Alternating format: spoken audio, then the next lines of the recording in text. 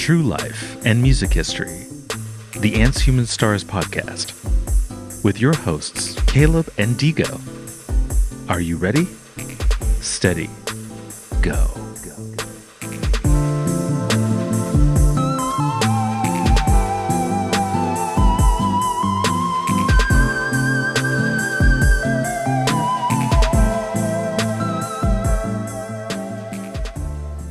I believe wholeheartedly in giving people their flowers while they can smell them. That is why I picked this song to do today. I watched her documentary on HBO. You should definitely go watch it. It's just great. Is it recent or just? It's recent, yeah. Literally came out like 2 weeks ago. Oh, Yeah. It's on HBO Max. I watched it for the second time this past weekend because I wanted my mom to see it, so I watched it again with her. I wanted to see it again. I'm probably going to watch it again for a third time because it was just so many gems and just really great. She has lived a life that has not been easy, but she's just risen above it all to it's incredible. I definitely would suggest checking it out. So yes, it was because of that. I also just love her. Period. I've loved Tina Turner. So actually, I bought a record.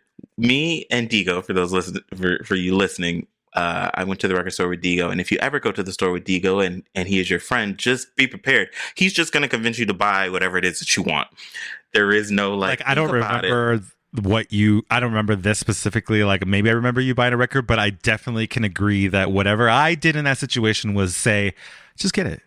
Just get it. Exactly. That's literally what happened. And so I saw this Tina Turner record in the record store, and it was for an album. It was for one of her albums that I thought that I only liked 3 songs on it. It's the album that has her song "Simply the Best," better than all the rest. So, anyways, and I got the album even though I thought I only liked 3 songs on it, and in doing all this research, I've been listening more Tina music, and anyways, that album from top to bottom is like amazing. And so thank you to you for encouraging me to get it. Because now I have it on vinyl and I'm proud of that. So I've loved Tina Turner for a long time. And I just wanted to highlight the icon, the legend, the queen of rock and roll. She's simply the best, Miss Tina Turner. So if you don't know anything about Tina Turner, you should Google her. And educate yourself. But I'll give you a quick catch up. She was born Anna Mae Bullock in 1939 in Brownsville, Tennessee. And she had a tough childhood. Her parents were abusive to each other. Her mom left when she was 11. She just got sick of dealing with the abuse and stuff and just left. Then when her dad remarried 2 years later, her dad just left. And so her and her sisters went to stay with her grandparents, where she grew up singing in the Baptist church. So she had already, she's going to experience even more, but she had already experienced some tough things just as a start out. When it came to her music career, she started as half of the duo Ike and Tina in the 60s. And their biggest hit came in 1971 with the song Proud Mary. And so she was, with Ike she was married to him for 16 years. She divorced him and left their group in 1976 because so Ike used to beat her, for those who don't know. He was extremely physically abusive. And so it's one of the most famous abusive relationships in like famous people history. Like most people know of this Ike and Tina Turner. Mm-hmm. Yeah. And I don't know the specifics, so I would like to know more about the backstory of it's not necessarily right now from you, but maybe in like no. I'm not gonna say it. I will say though that in watching the documentary, and something I didn't realize, because she came out with a movie, she's put out a book about her life, and her life, even though I'm gonna tell you the beginnings of how she shot to superstardom,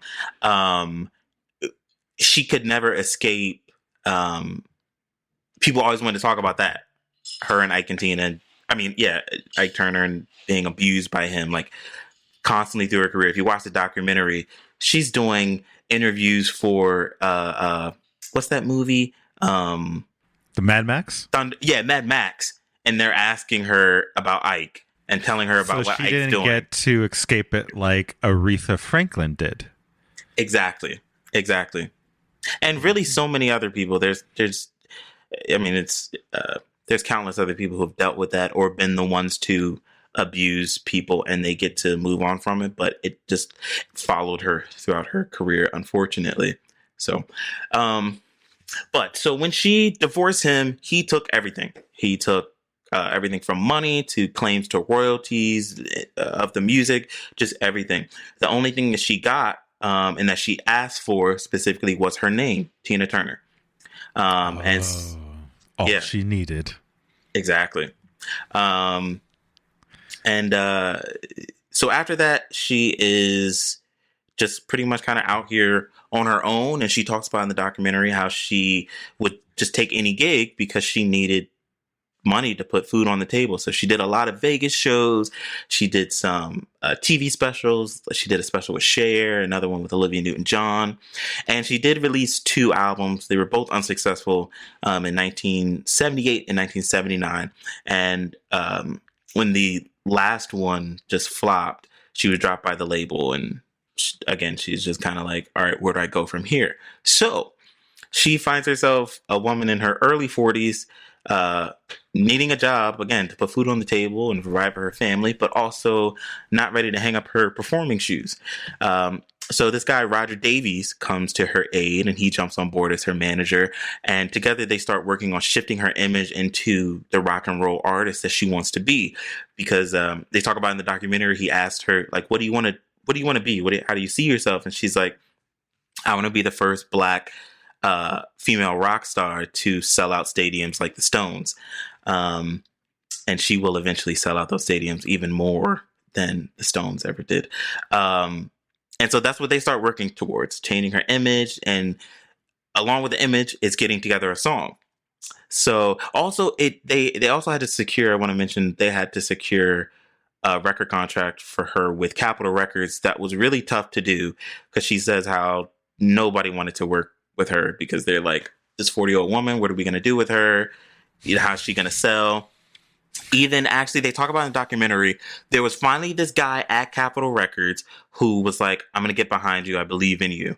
But then they had a huge shift in management, kind of. So all these new guys came in and they were like, actually, it's really disgusting. The guy called that one of the new guys told the other guy, are you the person who signed this N-word douchebag? Speaking about Tina Turner. And he's like, yeah, like, I believe in her. Like we're keeping her on the roster. And he really fought for her. And so they kept her and they're just like, well, we're not doing anything. Like, this is all on you. We're going to barely give you money, but you can see what you can do. Well, they did a whole lot, to say the least. So they're putting together these songs. Davies, again, Tina's manager, he sent her this song, What's Love Got to Do With It, that he got from some friends of his, songwriters Terry Britten and Graham Lyle. And though he was hopeful about it, Tina didn't exactly feel the same. I thought What's Love could be a big song, he said. But he says Tina never really liked it. It was terrible. It was awful. Tina laughs upon recalling her first impression of the tune. I was rock and roll. This was a pop song. So at the time, the song had actually been demoed by the popular British pop band Bucks Fizz. And if you go listen to their version, it's not bad, but it's definitely a much whiter, bland take on the tune. And it was intended to go on their upcoming album, but it was shelved after Tina released hers. What's love got to do with it? What's love got to do with it? What's love? It's very like white 80s pop. Like just... yeah. What's love? Literally.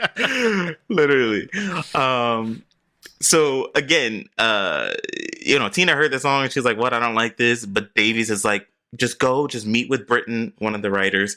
And he's like, if maybe you guys can come up with something, change things up. She came in and immediately said, well, I don't like that song. I don't want to do that song. Roger wants me to do it, Britten recalls. I said, if it doesn't work out, we won't use it. So let's give it a go. So Tina went in the booth and just completely put her own stamp on it. I applied my heavy voice to it, she says. They weren't used to a strong voice standing on top of music, but I converted it and made it my own. I was stunned, Britten says, after hearing her recording. So they did it. Tina knocked it out of the park. They changed a few music things, musical parts, and you get what we have today. So the single was released on May 1st, 1984. And she shot a video for the song that was directed by Mark Robinson. And in the video, she's walking around New York City. She's big hair, high heels, short skirt, red lipstick. And MTV put it into heavy rotation. And so for a whole generation, this was their first time seeing Tina Turner. They're like, oh, who is this woman? On May 15th, and remember this part, she went on tour with Lionel Richie. She was his opening act for his Can't Slow Down tour. And she started each set with What's Love Got to Do With It. And then on May 29th, her album Private Dancer, that What's Love Got to Do With It is on, was released. So it's a churn. I don't want to say a slow churn, because on September 1st, the song hit number 1 on Billboard. So it was, a few months. And it stayed there for 3 consecutive weeks. And she set a record, because she's 44 at the time, and she set a record for becoming the oldest female solo artist ever to top the chart. And she also set a record for the longest time between first song to chart and first number 1 hit. So her first song that charted was A Fool in Love, that she did with Ike in 1960, and that was 24 years earlier. Mm-hmm. But both of those records were broken by Cher, who was 52 when her song Believe went to number 1 in 1998. And then also as well, her first chart hit was in 1965 with I Got You, Babe, when she was a part of Sonny and Cher. Yeah, but so you brought up those timelines. So she's an older black woman. No one knows rock and her. roll music. Keep in mind, this is an R&B. Mm-hmm. And then just a few months later, in those times, because we're not with powers of internet or anything, a few months later, boom. Mm-hmm. So yeah, it's a considerable feat to go from nobody to somebody, and to be in that category. That's not like, young, whatever. See, I always use her as an example of people like good music. If the music is good, right? Nobody cares if you're 40 or if you're 50. So a producer shouldn't be afraid to sell good music. If the music is good, all you got to do is sell it right. Yeah. Give it a good music video. Give it a good color. Give that album some flair. Boom. People gonna like it because it's good. Exactly. That's true. They're not like, oh, this person isn't 25, so we don't want this. Like, no, she's on the charts at the same time Madonna is blowing up. Mm-hmm. So again, the song blows up and literally is the rocket ship that catapults her into superstardom. At only the second MTV Video Music Awards in 1985, the video for What's Love won Best Female Video. But then at the Grammys that year, it won 3 awards, including Song of the Year, Record of the Year, and Best Female Vocal Performance. So she took home the two of the big 3. Because the only other one was Album of the Year. That's the other. What's his name? Was like, see, like the guy was pushing, pushing the record label company was like, ah, and then she was like, with Tina Turner, she was like, just do it. And she was like, okay, and then he was like, see, God damn it, give me one of those Grammys. I'm going home with them. Well, no, she does. She actually, in her speech, if you can go watch it. It's also in the documentary, but I'm sure you can find it on YouTube. She literally says, like, this Grammy is going to my manager, Roger Davies, because he is the one pushing me and standing up for me when no one else was. So not only was the song a hit, the album was a huge critical and some commercial success, sold over 20 million albums worldwide, which I'm sure it's way more than that now. I actually had that album on vinyl too, and that really was my introduction to Tina Turner, like musically. That Private Dancer album, I just knew of her, but then I really got into it. So, like I said, she did have a movie of her life in 1993. They used the title of that song for it. And yeah, that she just went on to kill it and have so many other hits. That was her only number one, but she's had multiple top 10 hits. So her second album after that, just some fun facts. Her second album after Private Dancer was Break Every. This isn't her literal second album, but the follow-up album, I should say, to Private Dancer was Break Every Rule. And she had a huge world tour for that. And in 1988, she did a show in Rio de Janeiro, which to this day remains the largest paying concert audience for a female artist. There was over 180,000 attendees. So talk about Brazilians party, dude. apparently, and they have video of all this too, so you can go see it, and it's wow. So she got those. She did what she wanted to do. She got the stadium crowds like the Stones and even more. Also, I mentioned earlier how she had opened for Lionel Richie right as things were starting to kick off. And in 2000, for her 24/7 tour, Lionel Richie opened for her. So, exactly. I just think that's such a... of course, for me, I feel some kind of way about it as an artist, but that's also just such a... just something to keep in the back of your head that, like, sometimes I think we get in our head and we're just like, oh, well, this person's huge and I'm never going to be where they are. And look at that. And in a couple of decades, things are completely flipped, and you are the one that's headlining the tour, and this person is opening for you. Yeah. So no one knows the future. Just keep going. Exactly. Just keep doing what you're doing.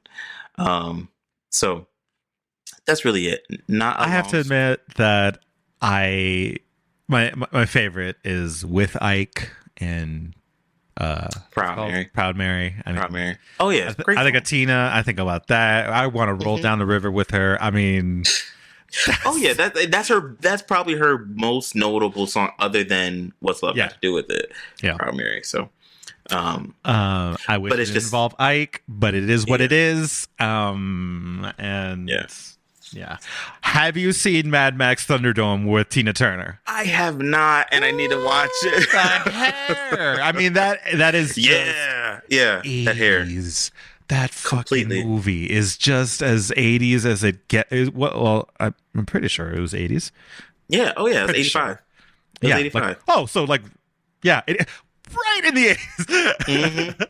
Right there, smack dab in the middle. Yeah, she could fall off an airplane and land with that hair. Oh yeah, but even her hair, if you look at her hair at that time, just her as an artist, it was huge. Just that's what I mean. Everything was big hair back then. Yeah.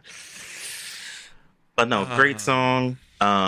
She also did the theme song for James Bond, GoldenEye, in the 90s. True. I was gonna yes. Tina Turner's rendition of GoldenEye in 1995 also. So wait, she did Thunderdome, and then 10 years later she did the soundtrack to GoldenEye. One of the best, obviously, because it's Tina Turner. Yeah, it's good stuff. And also, I just have to say, going back to the shows, she's had, I think, since that tour for that album Private Dancer, that was like her catapulted her. Each tour always was like record breaking and made like it was amongst like the top 5 of that year. Like people came out to see her over like I said, all the way to 2000. In 2000, I think she did her last tour in 2008. But she was still doing stadium tours. This isn't like some small little venue. Like Tina Turner is the blueprint for Beyonce. Go watch any of her concert, from the dresses to the way she just moves, and she wasn't even doing choreographed. Is that choreographed? She wasn't doing choreographed. No, she wasn't doing choreographed dances. Choreographed. The way Beyonce. Yeah. Yeah. She wasn't doing choreographed dances the way Beyonce is, but she's just moving on stage. And like, I'm watching it from a television. I can only imagine what it's like to be there. You can literally just feel the energy coming off of her. And so, yeah, I was just watching it just like, oh yeah, like she's the blueprint for Beyonce and that big stage presence and just moving and having the crowd. So yeah, it was because I only say that to say that some people try and make it seem like Beyonce's doing what no one's ever done since Michael Jackson. And I'm like, no. She's the first black woman. Yeah. Go. Period. Yeah. Exactly. Exactly. There were none before her. None. No, literally. I'm like, no, go watch. You don't even have to watch the whole thing. Just watch some clips from Tina Turner performances. And yeah, that's her blueprint. So, Tina's amazing. And shout out to Tina, who is now a citizen of Switzerland. She got out of this crazy country. What? Jealous. And she's just chilling over there with her husband. I would need I need a foreign Tina, passport. you'll probably never hear this, but if by any chance you do, I love you. You are loved. We here at Ants Human Stars love you. You could say that maybe you're just simply the best. Simply the best. There you go. Some say better than all the rest. Better than anyone. Anyone I've ever met.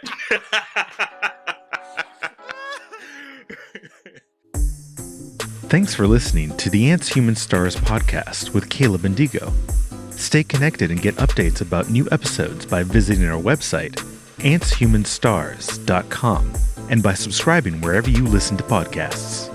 If you enjoyed this podcast, please leave us a positive rating and review, and share about us with your community on social media. Thanks, y'all. We really appreciate it.